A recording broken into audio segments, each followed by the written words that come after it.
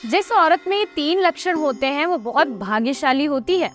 हिंदू समाज में कन्या को लक्ष्मी जी का दर्जा दिया गया है। बच्चे के जन्म के बाद इसे घर की लक्ष्मी मानकर खुशियां मनाई जाती है।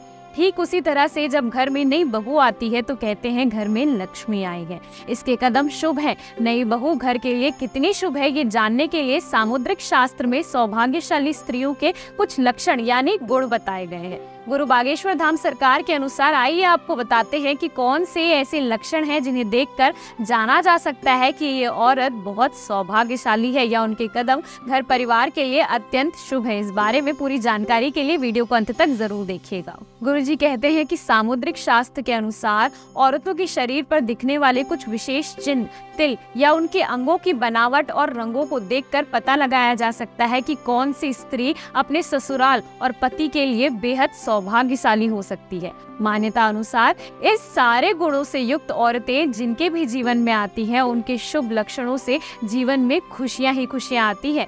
पहले के जमाने में शायद इसीलिए घर के लिए बहू पसंद करने के लिए घर के बड़े बुजुर्ग जाया करते थे और उनके इन्हीं शुभ लक्षणों को देखकर पसंद करते थे। चलिए जान लेते हैं औरतों के कुछ शुभ लक्षणों के बारे में। सामुद्रिक शास्त्र के अनुसार चौड़े माथे वाली लड़कियां बेहद भाग्यशाली होती हैं, यानी जिन औरतों का माथा 3 उंगली से ज्यादा चौड़ा, आधे चंद्रमा का आकार लेते हुए और बेहद नरम हो, तो ऐसी औरतों को घर परिवार और पति के लिए सौभाग्यशाली माना जाता है। कहते हैं कि ऐसी चौड़ी माथे वाली लड़कियां जिस घर में जाती हैं वहां सुख समृद्धि में वृद्धि करने वाली मानी जाती हैं।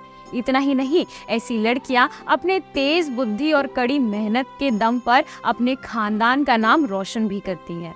जिन औरतों की आंखों के ऊपर और नीचे त्वचा हल्की लालिमा के लिए हुई होती है और आंखों की पुतली काली व सफेद भाग दूध के समान सफेद होता है, वो बहुत भाग्यशाली मानी जाती हैं। जिन लड़कियों के पैर का अंगूठा गोल उठा हुआ और गुलाबी रंग का होता है, वो बहुत ही ज्यादा भाग्यशाली होती है। साथ ही जिन औरतों के पैर छोटे छोटे होते हैं, उंगलियां पतली और सुंदर होती हैं, उन्हें मां लक्ष्मी के समान पैरों वाली कहा जाता है। उनके घर में कदम रखने से घर में साक्षात मां लक्ष्मी का आगमन माना जाता है। ये औरतें घर की धन लक्ष्मी मानी जाती हैं, यानी उनके घर में आने के बाद ससुराल और पति दोनों की किस्मत चमक जाती है। साथ ही जिन औरतों के पैरों के तलवे पे शंख, कमल या चक्र बना होता है, वो औरतें बेहद किस्मत की धनी होती है। ऐसी औरतें या उनके पति किसी बड़े पद पर नौकरी जरूर करते हैं। गुरुजी कहते हैं कि औरतों के शुभ लक्षणों में तिल का भी बड़ा महत्व है। मान्यता है कि जिन औरतों के बाएं अंगों पर ज्यादा तिल या मस्से होते हैं, ऐसी औरतों को